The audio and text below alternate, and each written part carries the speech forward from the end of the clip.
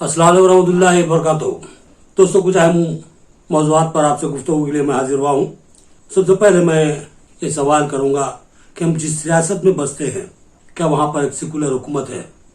ऐसी हुकूमत जो अक़लियतों के मफादात, उनके मजहबी रसूमात और उनकी तहजीब व तमद्दुन और ज़बान का तहफ़्फ़ुज़ करती है? ये बहुत बड़ा सवाल है जो इस वक्त उठकर सामने आ रहा है। रियासत में मुतअद्दिद ऐसे वाक़यात हो रहे हैं जो कि तशवीश का सबब बने हुए हैं। मुसलमानों ने बड़े एतमाद के साथ कांग्रेस को वोट दिया था, लेकिन आज मुसलमान इस सेकुलर हुकूमत में ये सोचने पर मजबूर हो चुके हैं कि क्या हम इस रियासत में महफूज हैं। बहुत से फसादात हो रहे हैं, बहुत से मुकामात मुसलमानों पर मुनज़्ज़म हमले किए जा रहे हैं, मॉब लिंचिंग की कोशिशें शुरू हो चुकी हैं, गाँवकशी के नाम पर मुसलमानों को निशाना बनाने की कोशिशों का भी आगाज हो चुका है। तो ये सोचने वाली बात है कि हम किस रियासत में रह रहे हैं। हमने जिस सोच के साथ, जिस यकीन के साथ कांग्रेस को वोट दिया था, क्या कांग्रेस हमारे उस एतमाद पर पूरी उतर रही है या फिर हमको कांग्रेस के जरिए नुकसान पहुंच रहा है? गुज़िश्ता 3-4 दिन के अंदर पै दर पे ऐसे वाक़यात हुए हैं जिनको लेकर तशवीश का माहौल बनता नजर आ रहा है। इन वाक़यात में बाज़ात खुद मैं मुलव्विस हुआ हूँ, मैं इसका शाहिद हूँ कि किस तरह मुसलमानों के हक़ तलफ़ी की कोशिश की जा रही है और उनको इंसाफ से महरूम किया जा रहा है। 2 दिन कबल आपने अवाम टीवी पर खबर जरूर देखी होगी कि बोधन के मधु मलंचा हाई स्कूल, जो कि इंग्लिश मीडियम का है, यहाँ पर अक़लियती तबके के तलबा के साथ किस तरह की फिरका परस्ती और तासुबियत का मुजाहरा किया जा रहा है। बोधन एक तारीखी शहर है और शकरनगर इसका मारूफ इलाका है जहाँ एशिया की सबसे बड़ी शुगर फैक्ट्री निजाम तक्कन शुगर फैक्ट्री काम करती थी। इस इलाके में, इसी फैक्ट्री में काम करने वाले बेशुमार खानदान बसते हैं जिनमें अक्सरियत मुसलमानों की है। ये फैक्ट्री महज नाम निजाम की वजह से तासुबियत का शिकार बनाते हुए बंद कर दी गई। ये एक अलग बहस है, इस पर फिर कभी हम तफसील से गुफ्तगू करेंगे। लेकिन अब जो बात हो रही है बहुत ही अहम है।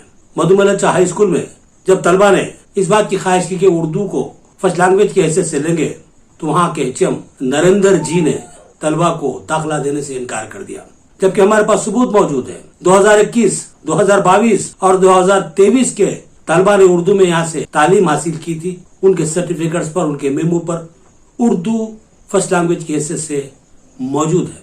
लेकिन 2024 और 2025 के दाखिलों के मौके पर मौजूदा हेडमास्टर नरेंद्र दाखिला देने से इनकार करते हैं। 66 मुस्लिम तलबा को जो कि अपनी इब्तिदाई तालीम उर्दू मीडियम से हासिल किए थे, उनको फर्स्ट लैंग्वेज की हैसियत से उर्दू जबान को लेने से मना कर दिया गया और जबरी तौर पर उनको हिंदी या तेलुगु जबान लेने के लिए दबाव बनाया गया और उनको दाखिले करवाए गए। इतना यह भी है कि बेशुमार तलबा ने जब इनकार कर दिया कि वो फर्स्ट लैंग्वेज की हैसियत से हिंदी या तेलुगु नहीं लेंगे, तो उनको दाखिला नहीं दिया गया। ऐसा एक तालिब इल्म शेख साथ हमारे साथ वहां पर बातचीत के मौके पर मौजूद था जब मैं वहां जाकर एचएम से बात किया था। एचएम ने साफ तौर पर यह कह दिया था कि वो अपने स्कूल में उर्दू फर्स्ट लैंग्वेज की हैसियत से हासिल करने वाले तलबा को, ख्वाहिशमंद तलबा को दाखिला नहीं देंगे, क्योंकि उनको इसकी महकुमजाती हिदायत मौजूद नहीं है इस ताल्लुक से, और ना ही इनके पास उर्दू का कोई टीचर मौजूद है। ये अलमिया है हमारी रियासत का। हुकूमत नए नए स्कूलों को शुरू करने के ऐलानात करती है, लेकिन जो साबिक के जो स्कूल है पुराने, वहां पर क्या कमी है, किस चीज की जरूरत है, क्या क्या वहां होना चाहिए, तलबा के कितने हुकूक सल्ब किए जा रहे हैं, तलबा के साथ किस तरह की नाइंसाफी की जा रही है, इस पर गौर करने के लिए तैयार नहीं है। मैं हुकूमत से मुतालबा करूंगा, पहले इन स्कूलों का जायजा लीजिए, मालूम कीजिए कि वहां पर तलबा की जो क्या क्या सहूलतें हासिल हो रही है। सबसे बड़ी बात यह है कि उनको तालीम देने के लिए जो असातिज़ा की जरूरत है, कितने असातिज़ा उनके पास मौजूद है, पहले इस बात का जायजा लीजिए। जब इस मसले में एचएम ने सख्त रवैया अख्तियार किया, तो उसके बाद हमने निजामाबाद पहुंचकर district education officer P Ashok साहब से मुलाकात की और उन्हें हमें तयक़ुन दिया था कि अंदरून 2 दिन इस मसले की यकसुई की जाएगी। उन्होंने फौरी तौर पर एचएम को हिदायत दी थी कि उर्दू के ख्वाहिशमंद तलबा को दाखिला दिया जाए। नहीं, हम जाके बात करना बोल दो, परसों जाके डीएस सब मिले, उनके बात करना डीएस सब आपको फोन करके साथ ही इन्फॉर्मेशन दे तो नरेंद्र साहब एप्लीकेशन जितने भी रहते लेकर रख लो, उसके बाद अपने स्ट्रेंथ कितना है मालूम होता। स्ट्रेंथ अगर आया, अगर स्ट्रेंथ पॉसिबल स्ट्रेंथ आगा बोले तो उसको मैं अपॉइंट कर दूँ, बोले 6 को 5 एप्लीकेशन ले लो, ये बोले कौन सी बोल बोले तो मैं आपको नहीं बोला डीओ साहब, हाँ? आपको डीओ साहब कुछ भी इंस्ट्रक्शन नहीं दिए, इंस्ट्रक्शन नहीं। कुछ भी फोन नहीं करे, फोन नहीं। किसी बारे में कुछ बता से बात नहीं कर डीओ साहब आपको। ये तो मैं भेज दिया, वो साहब भेजे तो बात मैं बोल देता मैं पढ़ दूँ। वो तो आपको हाँ, डिमांड है 2025 ये एमबीओ को भी ये काफी भेज दिया ऑनलाइन पे।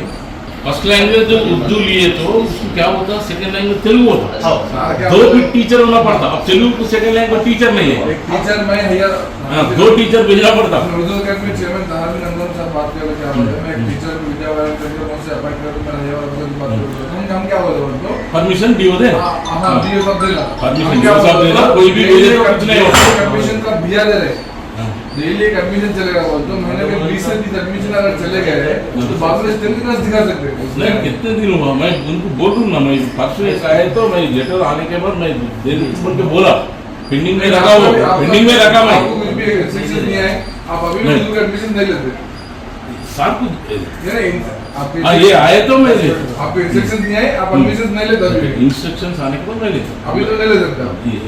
ये आपके सामने तो मोहतरम नाज़रीन, आपने सुना कि एचएम नरेंद्र क्या कर रहे थे, और ये भी सुन लीजिए इससे कबल जब हमारी डीओ से गुफ्तगू हुई तो डीओ साहब क्या कर रहे हैं। कुछ नहीं सब आप पूर्व बिल्कुल रहते मेरे बाजू में मैं तो लड़ने के मूड में आया था।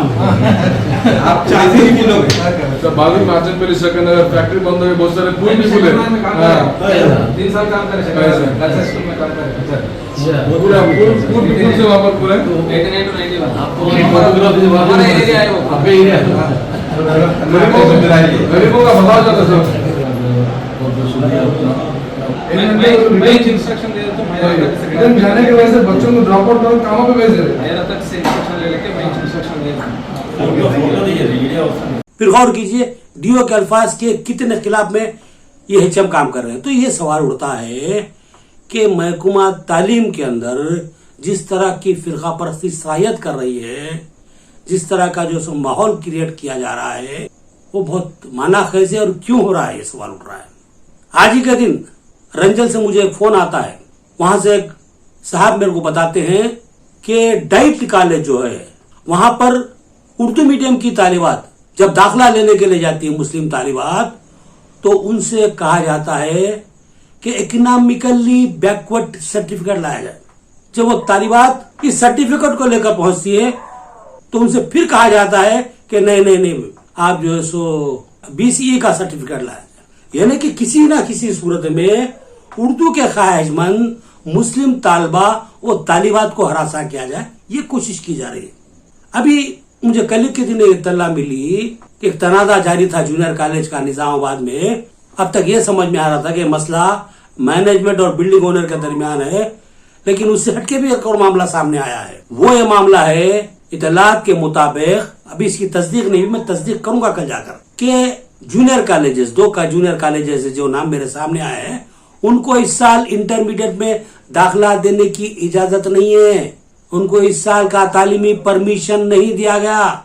यार ये दोनों ही कॉलेजेस तालिबात के हैं। मैं नाम नहीं लूंगा अभी कॉलेजेस का, कल लूंगा, स्पॉट पे जाके लूंगा, पहले तहकीक करूंगा उसके बाद। लेकिन यहाँ पर रोका जा रहा है और ये बताया जा रहा है कि ये कॉलेजेस आबादी के दरमियान आ चुके हैं, इससे डिस्टरबेंस होता है, इसलिए परमिशन नहीं जाता। इस तरह की तल्ला सामने आ रही है। तो सवाल ये है कि निजामाबाद में ऐसे कई कॉलेजेस हैं जो खलबे शहर में है, बहुत ज्यादा ट्रैफिक पुलिसों में फंसे हुए हैं, उसके बावजूद उनको तालीमी परमिशन हासिल होता है। लेकिन अखिलती इलाकों में अखिलती तालिबात के लिए जो कॉलेजेस कायम हुए हैं उनको तालीमी परमिशन नहीं दिया जाता। तो बहुत कुछ सोचने पर मजबूर होना पड़ता है।